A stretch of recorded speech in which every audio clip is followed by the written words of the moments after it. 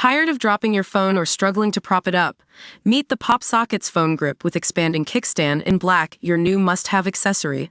Don't miss out. Grab yours today. Click the link in the video description to shop now on Amazon.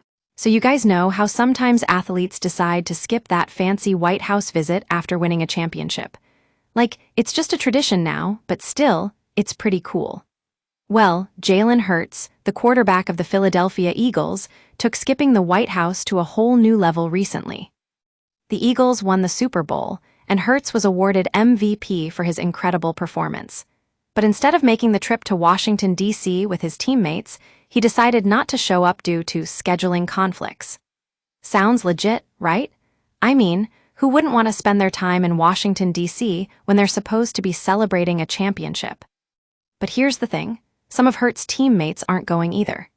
A.J. Brown and Devonta Smith are also skipping the White House visit, and that's what really got MAGA supporters fired up. I mean, can you blame them? It seems like a pretty big deal, especially when you consider that being invited to the White House is usually seen as one of the highest honors for athletes. Now, Hurts did try to dodge the question in an interview recently. When asked if he'd attend the event, he just muttered and glanced away with an uneasy smile. It was like, what's going on here? Is this guy really that uncomfortable talking about it? And then there are these fans who are totally losing their minds over it. They're saying things like, "I've been an Eagles fan since 1996. This is completely unacceptable and extremely selfish and unprofessional." It's like, calm down, guys, it's just a visit to the White House. But you know what? I think this whole situation might be a good teaching moment.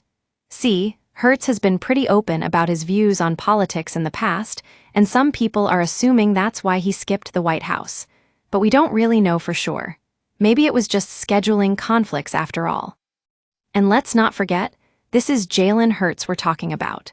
He's a guy who's been pretty vocal about his values and what's important to him.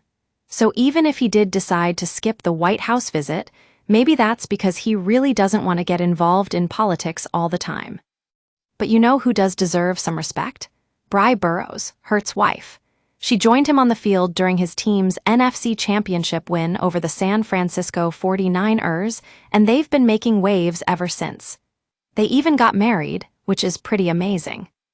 So yeah, this whole situation with Jalen Hurts and the White House visit might seem like a big deal right now, but I think it's also an opportunity for us to talk about what really matters.